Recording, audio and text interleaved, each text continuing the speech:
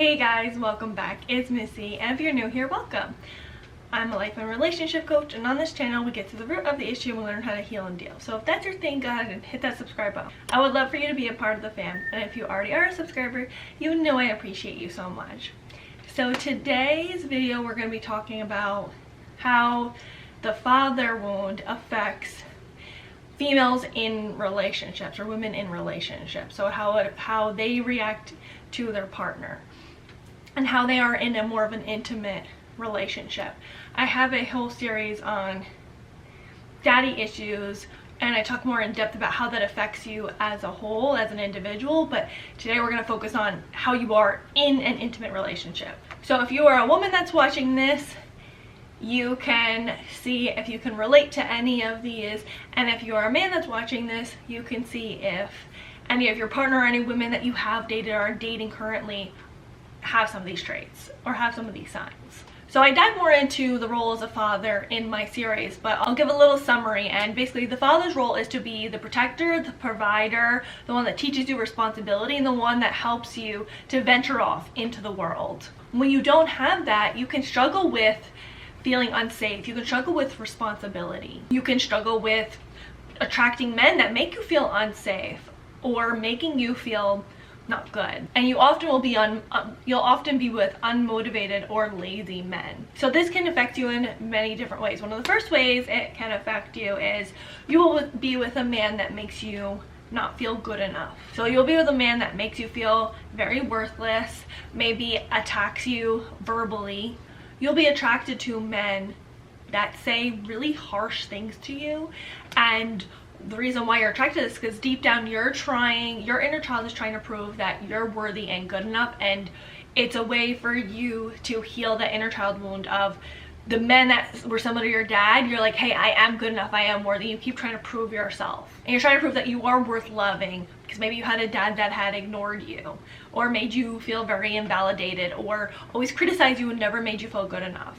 The next thing is you will have a hard time being vulnerable. So if you had a dad that made you feel ashamed when you had any type of emotion, if he was a really strict disciplinarian person who would punish you and wouldn't maybe talk you through it or maybe make you feel comfortable with the mistakes you made and help you to grow from them, or if you had a dad that always made you feel like a failure, or just a dad that just wasn't able to be there for you, then you'll have a really hard time being vulnerable with other men. You have a fear of expressing yourself out of the fear of being judged or even being left.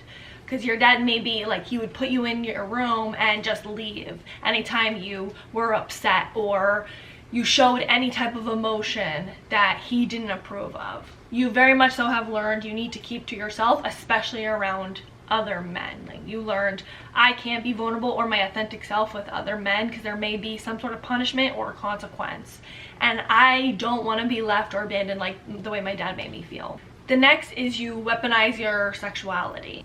So not only if you are someone that has daddy issues and you're very sexually active outside of relationships, when you're in a relationship, you'll use sex as a way to control your man. And there's two ways you can gain control sexually, and that's either through bribing him through sex, like, hey, if you do this, I'll sex you later, or whatever it is, I'll do this, you do this for me, I'll do this for you. Or you may punish them through sex. So you didn't do this for me, okay, we're not having sex, we're not doing anything intimate, I'm gonna take intimacy completely away.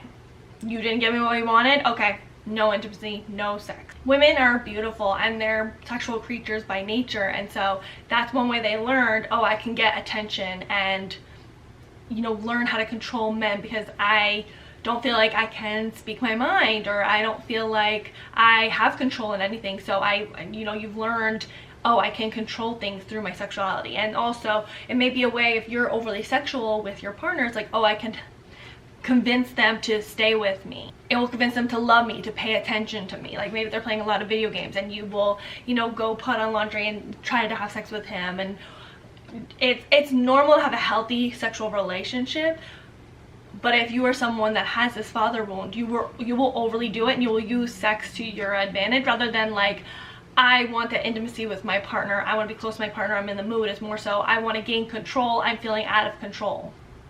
It's a way for you to feel like you are cared for, because you didn't feel cared for by your dad, and you learned, okay, I can get other men to care about me by being sexual. The next one is lack boundaries.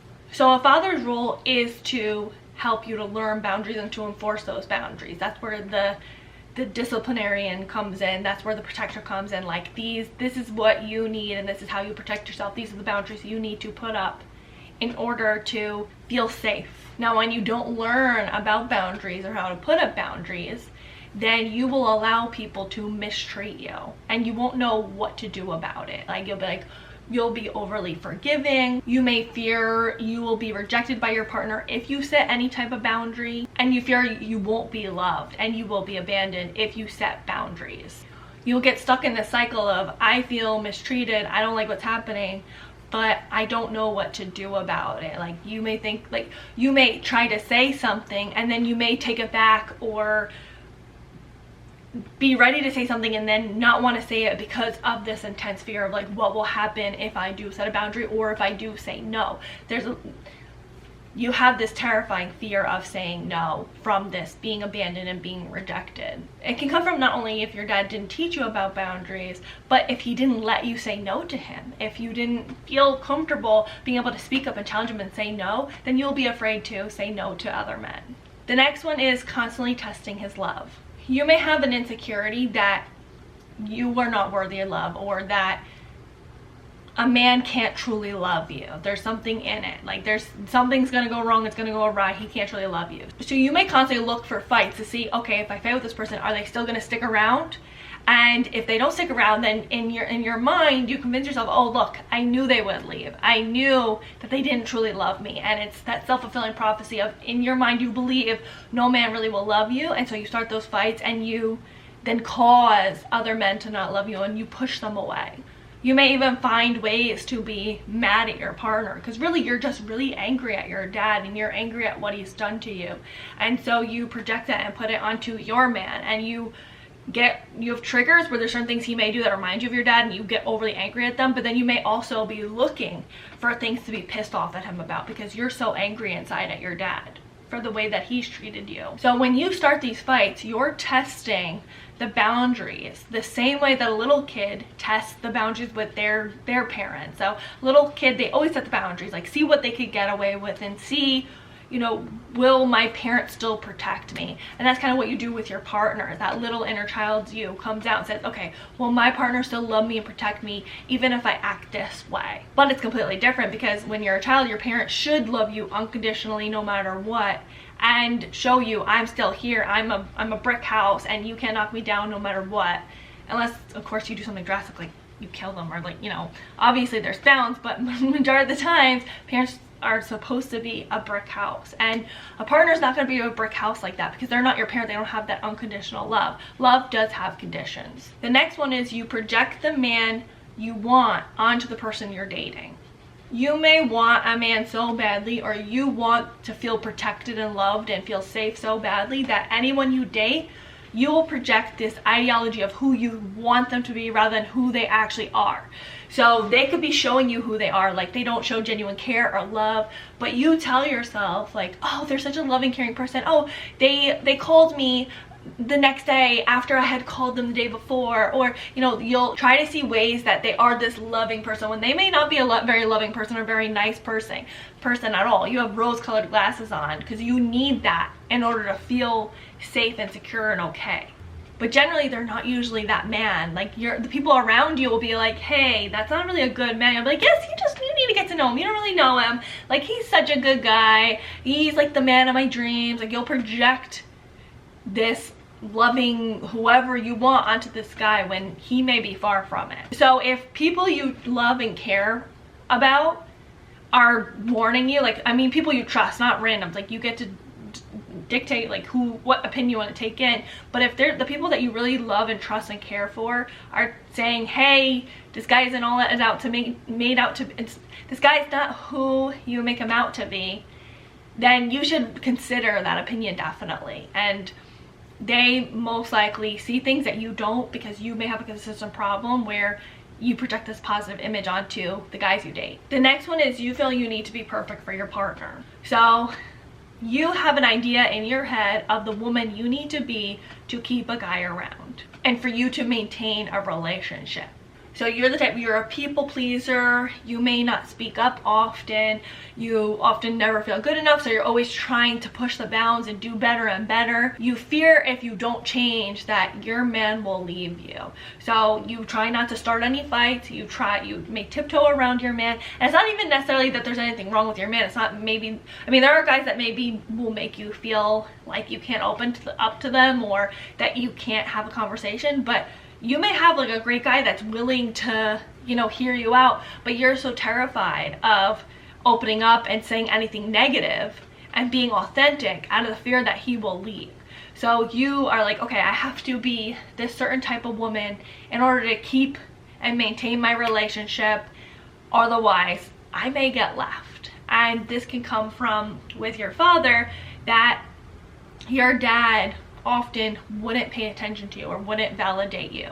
So as a child, you don't see, oh, my dad, you know, he's stressed, or oh, my dad, he just can't give me the love that I deserve. It's more so you can't reason, so you go, oh, it's me, like I'm doing something wrong, so I have to keep being better and better so daddy will pay attention to me. And you may always try to do better in school and be the best at sports and just be the best at everything, so that way you can get your dad's attention and feel like you were good enough, but you never really did, because the problem wasn't you, it was him. And so then you learn, I can't be authentic. So in your relationships, you don't learn how to be authentic with the man that you're dating. The next one is you need constant reassurance. If you felt abandoned by your dad, or again, he was not someone that validated you or spent time with you, you will constantly look for a partner, or in your relationships, you will constantly seek validation from your partner, of your partner telling you that you're good enough, you're beautiful, you're loved. He always has to prove his love to you in some sort of way, and he needs to prove that he will stay with you. And what happens is that this feels good temporarily, so like you'll get that reassurance, right? And it will last for a period of time, and then that insecurity will pop up again, because the problem isn't your partner reassuring you, the problem's in yourself, that you don't feel good or worthy. And so then that pops up again, and then you'll need that reassurance again, and we'll be on a constant cycle. Now this will cause stress in your relationship, because it's not that your partner shouldn't reassure you every once in a while. Like, that's healthy in relationships for you guys to say loving words and make each other feel good and know that you choose each other.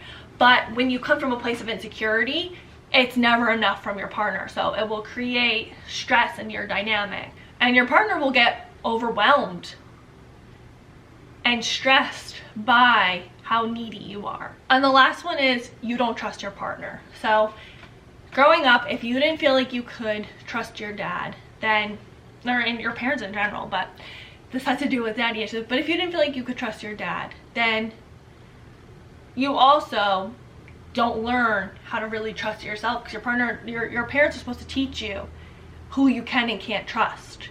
And so when you don't trust your dad, you also learn you can't trust yourself, because you don't have that good solid foundation that was built. Then you don't know who to trust, so then you won't trust your partner, and it will create a very rocky dynamic, because there's going to be, you know, there's going to be jealousy involved, or there's going to be you know, accusations, or you guys maybe are not able to work as a team because you don't trust that he'll work with you or do what you think that he should do. Whatever it is, there's that lack of trust, and then you can't build that foundation with your partner, and there will be resentment that builds from that lack of trust. So really, you need to learn how to trust yourself, and that you can trust certain people, and it's not like everyone is worthy of your trust, but you need to learn, when you trust yourself, you can trust men, and that can build again, and that it is okay to trust the people you love and you care for. Just because your dad showed he wasn't a trustworthy person, he wasn't a man of his word, maybe he went back on things, he didn't show up for you, whatever it is, doesn't mean that all men are like that, and you have to give people a chance. So what do you guys think? Leave it all in the comments below, and please don't forget to like, comment, subscribe, and share with someone that you think may need it. And until next time, thanks for watching. Bye guys.